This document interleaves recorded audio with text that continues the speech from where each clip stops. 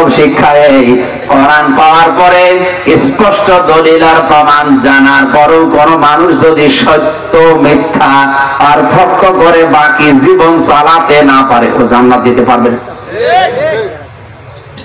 এ কথার ওজন কত আপনি টের পাননি? এ কথার লোড কত আপনি টের পাচ্ছেন? এই জন্যই তো শব্দটা বলেছি। অনেকে মনে করেন আমি জানি না তাই মানি না। আপনি জানেন না কেন?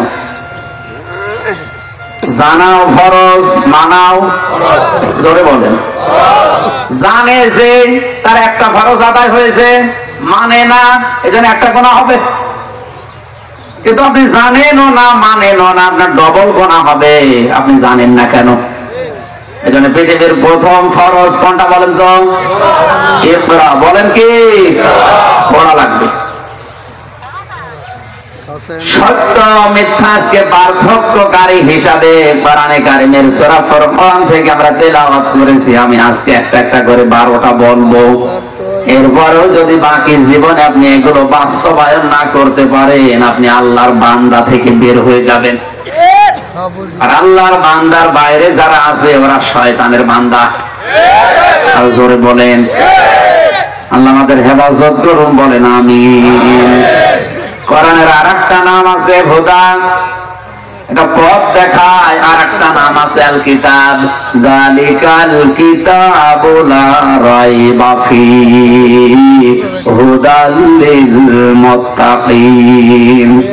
এখানে একটা গোপন তথ্য আছে। জাল কিতাবের আগে আলিফ লাম দিয়েছেন। এই খেয়াল করেন, কিতাবের আগে আলিফ লাম দেওয়ার কারণ কি? নির্দিষ্ট করে আল্লাহ কোরআনে কারিমকে কিতাব ঘোষণা দিয়েছেন এই কারণে। এরপর আবার হুদাল লিল মুত্তাকিন দেওয়া আছে এই কারণে। পৃথিবীতে হেদায়েত দেওয়ার মতো, পথ দেখানোর মতো একটাই কিতাব আছে, তার নাম কোরআন। আর দুনিয়ায় যা আছে এগুলো সব কোরআনের ব্যাখ্যা। এগুলো কি বলেন বলেন? সুতরাং কোরআনে কারিম বাদ দিয়ে যদি কেউ ভালো হওয়ার নিয়ত নিয়েও দুনিয়ায় কোনো জায়গায় যায়, ও ভালো হওয়ার পরিবর্তে আরো খারাপ হবে। হাদিস আছে এর ব্যাখ্যায়, মানিত্তাবাআল হুদা বিগাইরিল কোরআন আদাল্লাহুল্লাহ। তিরমিজি শরীফের হাদিস। নবীজি বলেন কোরআন যেখানে নেই ওই রকম কোন জায়গায় যদি কেউ হেদায়েত পাওয়ার নিয়তেও যায়, আল্লাহ নিজে দায়িত্ব নিয়ে তাকে গোমরা করে দেয়। এখানে হাজারো আলেম যারা বসে আছে, আদাল্লাহ ইউদিল্লু ভাবে ইফআল, এটা নবী যদি দল্লা শব্দ দিতেন তাও তো অর্থ হয়ে যেত, কিন্তু বাংলা অর্থ দাঁড়াতো দল্লা যদি দিতেন তাহলে আপনি নিজেই নিজেকে গোমরা করে ফেলেছেন, এরকম অর্থ আসতো। বাবে ইফআল থেকে আসার কারণে বাংলা অর্থ দাঁড়িয়েছে আপনি হয়তো ভালো হওয়ার নিয়তে গিয়েছিলেন, কিন্তু কোরআন সেখানে ছিল না। এই জন্য আল্লাহ নিজে দায়িত্ব নিয়ে আপনাকে খারাপ বানাবে। কথা বুঝতেছেন? এজন্য বাংলায় হাজারো পীরের দরবারে দেখি যেখানে কোরআন চলে না, কোরআনের নিয়ম নীতি নেই, কোরআনের কর্মসূচি নেই, ওখানেও মানুষ ভালো হওয়ার নিয়তে যায়। ফলটা কি দেখি, আগে যা ছিল তার চাইতে আরো খারাপ হয়। যেমন লালনের মাজার কুষ্টিয়ায়, এই কিশোরগঞ্জ, ময়মনসিংহ, রংপুরের এই লাইন থেকে বেশি মানুষ যায়। ওরা তো ভালো মনে করে যায়, মনে করেন আল্লাহর ওলি শুয়ে আছে, কিন্তু ওখানে কোরআন নেই, কোরআনের কর্মসূচি নেই, আছে শুধু গাঁজা। আমার যতটুকু পাশেই তো আমার বাড়ি, আমি দেখেছি সারা দেশ করি আপনি যে কয় মন গাঁজা না পাবেন তার চাইতে বেশি গাঁজা পাওয়া যাবে ওখানে। মাজারের সভাপতি আবার ডিসি সাহেব, বাইরের দেশ থেকে কোটি কোটি টাকা আসে। বলেন একটা কবরের জন্য, একটা মাজারের জন্য যদি 8 থেকে 10 কোটি টাকা বাইরের দেশ থেকে আসে, তাও যারা দিচ্ছে ওরা একটাও মুসলমান না, সব খ্রিস্টান আর ইহুদি। কোরআনে কারীম 1000 বছর আগে জানিয়েছে, ওয়ালান তারবা আনকাল ইয়াহুদ ওয়ালান নাসারা হাত্তা তাত্তাবিআ মিল্লাতাহুম। হে নবী, লাং দিয়েছে ওয়ালাং তারদা, কখনো ইহুদি খ্রিস্টানরা আপনার উপরে রাজি হবে না, খুশি থাকবে না, আপনাকে সাহায্য করবে না যতদিন পর্যন্ত আপনি তাদের ধর্মের অনুসরণ না করবেন। আয়াত দিয়ে বোঝা যায় যে সমস্ত দরবারে কোরআন নেই, কোরআনের নিয়ম নীতি চলে না, অবশ্যই ওগুলো পরিচালিত হচ্ছে ইহুদি খ্রিস্টানদের দ্বারা। ওরা ভালো করে জানে এই হাদিসটা, যে কোরআন যেখানে নেই ওখানে যদি ভালো হওয়ার নিয়তেও যায়, ও খারাপ বানাবে আমির হামজা কে? এই জন্যই তো যাওয়ার পরে দেখে আগে বিড়ি খেত না, এখন বিড়ি খায়। এই কথা বলছে না, আগে দাড়ি কাটতো না, এখন দাড়ি কাটে। একটু বিবেকের দরজায় নাড়া দেয় না। মসজিদে গিয়ে যদি দেখেন একটা ইমাম সাহেব দাড়ি কেটে সফাং সফা, মুসল্লি বলবে হুজুর দাড়ি কই? ইমাম যদি বলে বেটা মুসল্লি তোমার তো দাড়ি নেই, মুসল্লি ফতোয়া দেবে হুজুর দাড়ি ছাড়া মুসল্লি হওয়া যায়, ইমাম হওয়া যায় না। এ কথা বলবে কিনা বলে? কলিয়ার সরে গোবরিয়া কে জামে মসজিদের ইমামতি যদি দাড়ি ছাড়া করা না যায়, বিশ্ব বলি হয় কি করে দাড়ি ছাড়া? এরপর মানুষ গরু ছাগল নিয়ে যায়। আবার বিবেকের উপরে কি কুকুরে প্রসাব করিস? কুকুরে প্রসাব করলেও তো যাওয়ার কথা না। একটা ইমাম সাহেবের পেছনে আপনি নামাজ পড়তে চান না, যে ওর দাড়ি নেই এই কারণে, আর ওর দাড়ি নেই, গোপ নেই, একেবারে নম ও বিশ্ব অলি, আর ওর কাছে আপনি অলি মনে করে যাচ্ছে। 3.5 হাত বডির ভেতরে যার ইসলাম নেই, বাকি জায়গাগুলো কি অবস্থা অনুমান করা যাচ্ছে না? আজকে এই সিদ্ধান্ত নেন, যেখানে কোরআন নেই, কোরআনের কর্মসূচি নেই, ওই দরবার যদি আমার বাবাও কায়েম করে, ও দরবারে আমি যাব না। আর ওই রকম দল যদি আমার বাবাও প্রতিষ্ঠা করে, ওই দলে আমি নেই। ওয়াজ তো হয়ে গেছে, আর ওয়াজ করা লাগবে? ওয়াজ হয়ে গেছে। এই ছোট্ট দুইটা কথা, কোরআন যেখানে নেই ওখানে আমি যাব না, যদি যাই আমাকে গোমরা বানাবে কে? আরে হেদায়েত দেওয়ার মালিক আল্লাহ, উনি যদি আপনারে গোমরা বানিয়ে দেয়, তা আপনারা হেদায়েত দেবে কোন বাবাই বলে? এই জন্য এই ময়দানে যারা এসেছেন, এই হক কথাটা বলাই লাগবে, না তো আমি আবার কি আমাকে ধরা খাবো।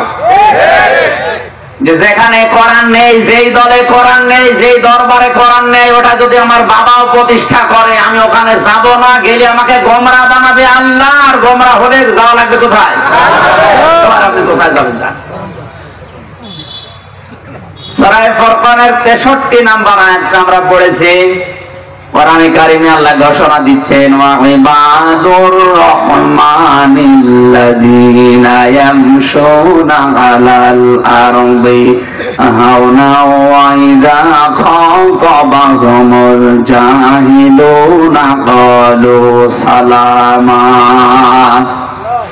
কিয়ামতের ওই কঠিন ময়দানে আল্লাহ শুধু তার বান্দাদেরকে ডাক দিয়ে দিয়ে জান্নাতে প্রবেশ করাবেন। কাদেরকে? ফাদখুলি ফি ইবাদি ওয়াদখুলি জান্নাতি। আমার বান্দাদের ভেতরে প্রবেশ করো, আর আমার বান্দা হিসেবে যারা পরিগণিত হবে তারা আমার জান্নাতে প্রবেশ করো। জোরে বলেন সুবহানাল্লাহ। আল্লাহর জান্নাত পেতে হলে তার বান্দা হওয়া লাগবে। আল্লাহ আয়াতগুলোর ভেতরে তার বান্দা যারা হবে তাদের 12টা গুণ দিয়েছেন। আল্লাহ পাক বলেন, ইবাদুর রহমান, রহমানের বান্দা কারা জানো? 1 নম্বরে তাদের দুনিয়াতে গুণ হবে, বৈশিষ্ট্য হবে, ইয়ামশুনা আলাল আরদি হাওনা। এই মানুষগুলো দুনিয়ার জমিনে যখন চলবে তখন এদের নম্র ভদ্র মনে হবে। আয়াতের ব্যাখ্যা একটা হাদিস পেয়েছি, খুব ভালো করে খেয়াল করে। আমার এই 33 বছর বয়স, এখন 50, 60, 70, 80, 90 বছরের মানুষ যারা বসে আছেন, আপনার এই বিশাল জীবনের ইবাদত বন্দেগী আপনি যাই করেছেন, এটা কবুল হয়েছে কিনা জানার জন্য এই হাদিসটা হচ্ছে থার্মোমিটার। বলবো আমার 33 বছরে আমার জীবনে যা আমল ছিল, আমার নেককার ছিল, এগুলো আল্লাহর দরবারে কবুল হয়েছে কিনা নবীজি বলেন তুমি বুঝতে পারবে ওই সময় যখন তোমার আচরণ মানুষের সাথে নম্র হবে। আর আমরা এই গুণটা এখন হারিয়ে ফেলছি। এখন আমাদের নম্রতা ভদ্রতা নেই, অধিকাংশ মানুষ এখন আমরা উগ্র। আরো আসতে বলেন فمن زحزح عن النار وأدخل الجنة فقد فاز وما الحياة الدنيا إلا متاع الغرور। জোরে বলেন আল্লাহু আকবার। সূরা আলে ইমরানের 185 নম্বর আয়াতের শেষের দিকে আল্লাহ জানিয়েছেন জীবন সফল কার জানো? যে 50 বছর একাধারে ক্ষমতায় আছে তার। আসতে বলেন ফেরাউনের মতো 600 বছর হায়াত পেয়েছে তার। গাড়ি বাড়ি মিল ফ্যাক্টরি ইন্ডাস্ট্রিজের মালিক হয়ে গেছে এই লোকটা। ওই লোকটার জীবন আমি আল্লাহর ভাষায় সফল, যাকে আস্তে আস্তে জাহান্নামের গুলো কাজগুলো ছেড়ে দিয়ে দিয়ে জান্নাতের কাজের দিকে যারা এগিয়ে দেয় এই লোকটার জীবন সফল। এই যে ফামান যুহজিহা আনিন নার, জাহান্নামের কাজগুলো যে লোকটা আস্তে আস্তে করে ছেড়ে দেয়, আগে পর্দা করতো না, এখন আস্তে আস্তে পর্দা করতে করতে খাস পর্দা করে ফেলেছে। আগে নামাজ পড়তো না, আস্তে আস্তে এখন শুধু 5 ওয়াক্ত নামাজ না, তাহাজ্জুদের নামাজ মিলে নফল নামাজ আরম্ভ করেছে। আগে দান সাদগার ভেতরে ছিল না, এখন 2 টাকা 5 টাকা করে করে এখন যতটুকু সমর্থ আছে তত দান করে। এই যে আস্তে আস্তে করে যে লোকটা জাহান্নামের কাজগুলো ছেড়ে দিতে দিতে জান্নাতের কাজের দিকে এগিয়ে যাচ্ছে, আল্লাহর ভাষায় এই লোকটার জীবন সফল। আপনি সফল না বিফল আপনি নিজেই টের পাচ্ছেন। এই গুণটা আপনার আছে কিনা? আপনার ভাষা হবে নম্র ভদ্র, আপনার আচরণ হবে, জমিনে চললে বোঝা যাবে যে এই লোকটা চলছে আসলে আল্লাহর বান্দা। وَإِذَا خَاطَبَهُمُ الْجَاهِلُونَ قَالُوا سَلَامًا। আর যখন মূর্খ অজ্ঞরা জাহেলরা তাদের সাথে তর্ক করতে আসে কোনো বিষয়ে, তখন তারা তর্কে লিপ্ত না হয়ে বলে ঠিক আছে ভাই, আপনি ঠিক, সালাম। আজ এই মানুষগুলো দিন দিন বেড়ে যাচ্ছে, কিচ্ছু জানে না, আন্দাজে ফতোয়া দেয়। এই কথা বলছে না? সেদিন আমি কোন জায়গায় জানা যাওয়ার সময় বাসে যাচ্ছিলাম, চট্টগ্রাম না কক্সবাজারে। চিন্তা করলাম ওযু আছে, নামাজ পড়ার জন্য দেখে একটু বললাম ভাই একটু গাড়ি থামান, ফরজ নামাজটা পড়ি নেই। ড্রাইভার আমার বলছে হুজুর গাড়ি থামানোর সময় নেই, খুব সময় কম, আপনি গাড়িতে নামাজ পড়ি নেন। ঠিক আছে, গাড়ি যখন থামবে না করে সুপারভাইজারকে বললাম পশ্চিম কোন দিকে, কাবা শরীফ কোন দিকে বলে দেন, আমি তো এলাকা চিনি না। আমার বলছো হুজুর গাড়িতে পশ্চিম লাগে না। আমার দেখে চিনে ফেলেছে, আমার চেহারা শয়তানও চিনে। আমার ফতোয়া দিতে হুজুর পশ্চিম লাগে না, গাড়িতে যেদিকে চলছে আপনি ওইদিকে নামাজ পড়েন। বললাম ফতোয়া পেয়েছি আপনার কাছে, আমি কিন্তু জানতে চাইলাম যে কোন দিকে পশ্চিম, আপনি ওইটা বলেন। একজন বললো গাড়ি থামানো যাবে না, আর একজন বলছে যেদিকে ইচ্ছা পড়ে নেন। ফতোয়া কি আপনি দেবেন না আমি দেবো? কেন আপনি এই কথা বলছেন? ওইগুলো জানান না, বলেন পশ্চিম কোন দিকে। মনে বলছে আমি 7-8 দিন এই রুটে এসেছি, আমি পশ্চিম চিনি না। আসল কথা এইটা।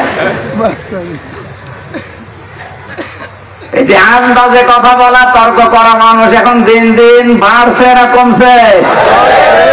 আমরা রহমানের বান্দা যারা দাবি করবো এরকম মানুষ পেলেন বিতর্ক না করে, ঝগড়ায় লিপ্ত না হয়ে বলতে হবে ঠিক আছে ভাই পারলাম না, সালাম।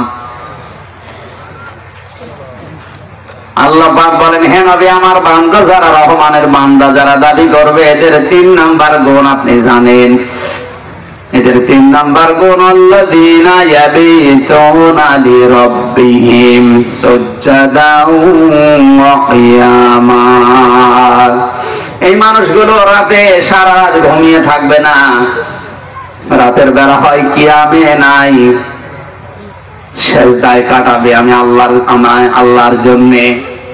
আচ্ছা, এই আমলটা আমরা রহমানের বান্দা যারা দাবি করছি দিন দিন হারিয়ে ফেলেছে, আরো নষ্ট হয়ে যাচ্ছে মোবাইল আর ল্যাপটপের কারণে।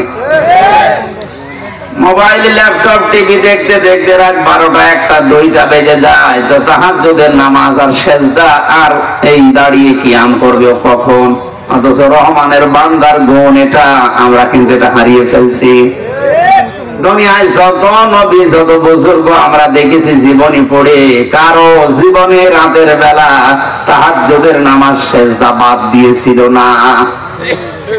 আমরা এই অভ্যাসটা তৈরি করি জেলখানায় থেকে 3 বছরে অন্তত ফিরেছিলাম, যেহেতু এইটা চালু হয়ে গেছে। আল্লাহ যেন মরণ পর্যন্ত এটা ধরে রাখার তৌফিক দেন, বলেন আমিন। রাতের সেজদায় বিশেষ করে তাহাজ্জুদে যদি কেউ কেঁদে কেঁদে সেজদায় কিছু চাইতে পারে, একটা অজানা আনন্দ, একটা অজানা সুখ আপনাকে আল্লাহ দান করবে, যেটা দুনিয়ার কোন জায়গায় যে আপনি পাবেন না।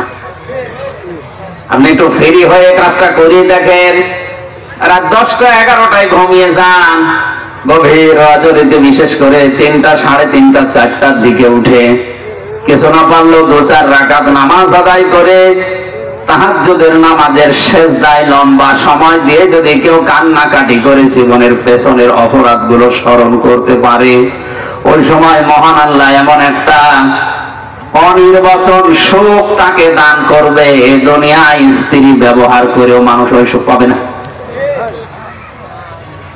একটু আমল করার চেষ্টা করি। ফাইদা ফারাগতা ফানসাব ওয়া ইলা রাব্বিকা ফারাগাব। আল্লাহ পাক বলেন, হে নবী আপনার ব্যস্ততাই কাটে না, অন্তত যখন অবসর পাবেন তখন আমি আল্লাহর জন্য এই সময়টুকু ব্যয় করবেন। আল্লাহ রহমানের বান্দা হিসাবে দাবি করার জন্য গুণটা যেন আমাদের দান করেন, বলেন আমিন। والذين إذا أنفقوا لم يسرفوا والذين يقولون ربنا اصرف عنا عذاب جهنم إن عذابها كان غراما। রহমানের বান্দাদের 4 নাম্বার গুণ এই মানুষগুলো আর যাই করুক না কেন অন্তত তারা আল্লাহর কাছে বলবে, আল্লাহ তুমি জাহান্নামে দিও না। এটা যে কত বড় ভয়ঙ্কর জায়গা। বিশ্বনবী মসজিদে নববীতে বসে আছেন, হঠাৎ করে লাফিয়ে উঠলেন। সাহাবীরা বলে, হুজুর আপনি লাফিয়ে উঠলেন? নবীজি বলেন, 70 বছর আগে জাহান্নামের মুখের উপর থেকে একটা পাথর ফেরেশতারা নিক্ষেপ করেছিল। এই 70 বছর পরে এখন জাহান্নামের তলদেশ স্পর্শ করেছে। কিশোরগঞ্জবাসী, আপনার বিবেক এখনো আড়া দেয় না একটা পাথর। 5তলা বিল্ডিং এর উপর থেকে যদি কেউ 5 কেজি তোলা আর 5 কেজি পাথর ফেলে যায়, কোনটা আগে পড়বে? আরো জোরে বলেন। পাথরের কথা নবীজি বলেছেন এই কারণে, কারণ এর ওজন আছে, ভার আছে, তাড়াতাড়ি পড়বে। তার তুলনায় মানুষ তো অনেক হালকা। একটা পাথর যদি পড়তে 70 বছর লাগে, আমির হামজারে যদি আল্লাহ ফেলে দেয় কত বছর লাগবে? 5 ওয়াক্ত নামাজের পরে আমরা দেখি মানুষ এই দোয়াটাই করে, অথচ বোঝে না। রব্বানা আতিনা ফিদ দুনিয়া হাসানাতাও ওয়া ফিল আখিরাতি হাসানা ওয়া কিনা আযাবান নার। আল্লাহ তাআলা দুনিয়ায় কল্যাণ দাও, আখিরাতে মুক্তি দিও, আর মেহেরবানি করে সবাইকে তুমি জাহান্নামের আগুন থেকে বাঁচাও। কোন জায়গা? আরো জোরে বলেন। এখানে রব্বানা আতিনা ফিদ দুনিয়া হাসানা এই শব্দের ভেতরে আমি 10টা বিষয় পেয়েছি। তাফসীরে হাক্কানি মুফাসসির লিখেছেন, দুনিয়ার হাসানা যদি কেউ পেতে চায়, এখানে যারা কাবা শরীফ তাওয়াফ করেছে, রুকনে আমিনি থেকে হজরে আসওয়াদ, এই যে পাথরের এই জায়গাটুকু, এখানে পার হওয়ার সময় দুনিয়ায় যত মানুষ হজ করতে যায়, ওমরা করতে যায়, লক্ষ লক্ষ মানুষ এই আয়াতটা পড়ে, আল্লাহ দুনিয়ায় হাসানা দাও। কি দাও? হ্যাঁ, দুনিয়ার হাসানা তাফসিরে আছে 10টা। কয়টা? এই 10টা বিষয় যদি দুনিয়ায় কেউ পায়, সে যেন এই দোয়াটা আল্লাহর কাছে কবুল করাতে পেরেছে। যেহেতু আয়াতের উপর আমার আলোচনা, আমি শুধু ইঙ্গিত দিচ্ছি। 2 নাম্বার, আফিল আখিরাতি হাসানা, আল্লাহ তুমি আখিরাতের হাসানা দিও। আখিরাতের হাসানা ওই লোকটা পেয়েছে যে আল্লাহর পক্ষ থেকে 5টা জিনিস পাবে। কয়টা? অকিনা আযাবান নার, জাহান্নাম থেকে আমাকে বাঁচাও। কোরআনে কারীম জানিয়েছে কেউ জাহান্নাম থেকে বাঁচতে চাইলে শুধু এই দোয়া করে শেষ না, তারে দুনিয়ায় একটা কাজ করা লাগবে। তাহলে জাহান্নামের আযাব থেকে, আগুন থেকে বাঁচার কাজ কয়টা? আসতে বলেন। আয়াতের তাফসীর আল্লাহ নিজে করেছেন সূরা সফের ভেতরে, খেয়াল করে শুনবেন। ইয়া আইয়ুহাল্লাযীনা আমানু হাল আদুল্লুকুম আলা তিজারাতিন তুনজিকুম মিন আযাবিন আলীম।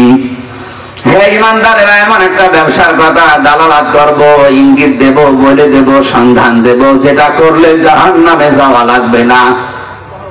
সুবহানাল্লাহ বলতে পারেন না? এরকম একটা লাভজনক ব্যবসা, জাহান্নামে যাওয়া লাগবে না। তুমিনুনা বিল্লাহি ওয়া রাসূলিহি ওয়া তুজাহিদুনা ফি সাবিলিল্লাহ বিআমালিকুম ওয়া আনফুসিকুম যালিকুম খায়রুল লাকুম ইন কুনতুম তা'লামুন। ব্যবসা করতে 3টা মূল ধন লাগবে, পুঁজি লাগবে। 1 নম্বরে আল্লাহর প্রতি বিশ্বাস লাগবে। সুতরাং এই দুনিয়ায় 750 কোটির উপরে মানুষ, মাত্র 175 কোটি আমরা আল্লাহকে বিশ্বাস করি। এই ব্যবসা করতে হলে শুধু আমরাই পারবো, বাকিগুলো সব মাইনাস।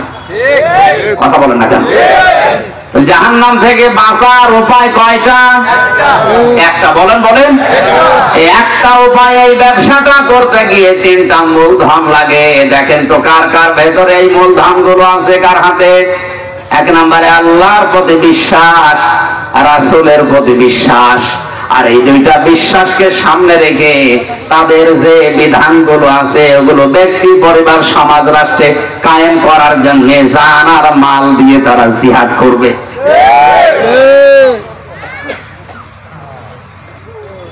আল্লাহ বলেন যালিকুম খায়রুল লাকুম, এইটাই ভালো কাজ। এটা কি কাজ? আল্লাহর দৃষ্টিতে এটা ভালো কাজ।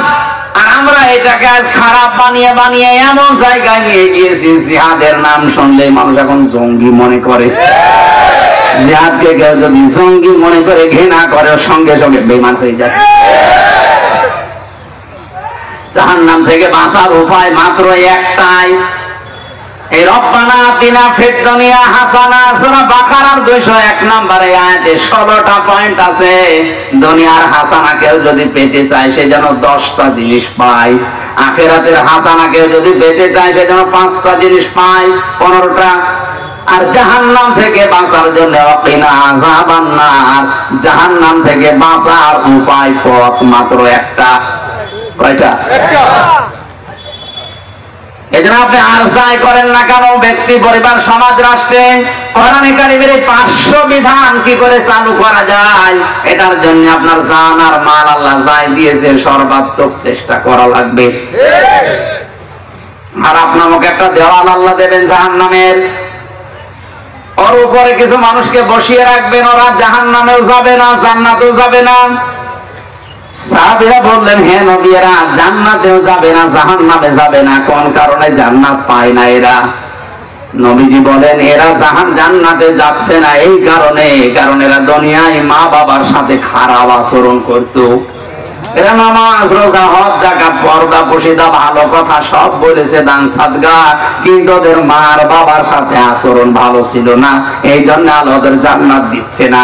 তাহলে জান্নাতে যাওয়ার প্রতিবন্ধক হচ্ছে আপনার মা বাবা। কথা বলেন না কেন? তোমার জান্নাতুকা হুমা নারুকা, তোমার মা বাপ তোমার জান্নাত, মা বাপ তোমার জাহান্নাম। সুতরাং জান্নাতে যদি যেতে চাই এই দুইটা যেন মাইনাস না হয়। আর এই শিক্ষাগুলোই দেওয়া হচ্ছে মাদ্রাসায়, নাকি মা বাবার সাথে বিয়াদবি করা শেখা দেওয়া হয়? কথা ক্লিয়ার বলছি, জান্নাতে যেতে পারবেন না যদি মা বাবা নারাজ থাকে সঙ্গত কারণে। মা বাবা যদি এই জন্য নারাজ হয় যে আপনি যৌতুকের টাকা আনতে পারেননি, এই জন্য মা বাবা নারাজ, ও নারাজ হয় হোক। এরকম মা বাবা দুনিয়ায় নেই।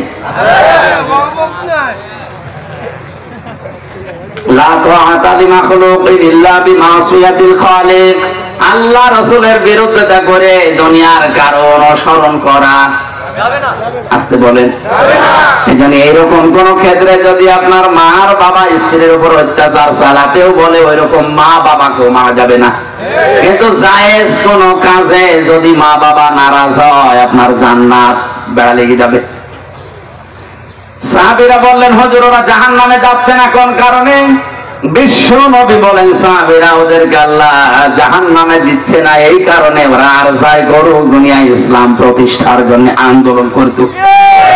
এজন্য ইসলাম প্রতিষ্ঠায় যারা আন্দোলন করবে, ভূমিকা রাখবে, ইসলামী আন্দোলন করলে জাহান্নামে আল্লাহ দেবে না।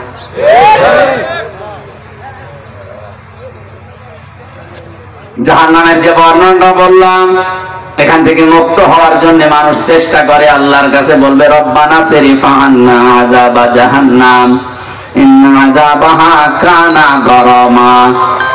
আল্লাহ তাআলা বলেন এর পরবর্তীকালে আমার বান্দা যারা দাবি করবে কি হবে জানো? ওয়াল্লাযীনা ইযা আনফাকু লাম ইউসরিফু ওয়া লাম ইয়াকতুরু ওয়া কানা বাইনা যালিকা কওয়ামা। ওরা দান করতে করতে একেবারে ফকির হয়ে যাবে না, আবার কৃপণতা করবে না, মধ্যম পন্থায় থাকবে।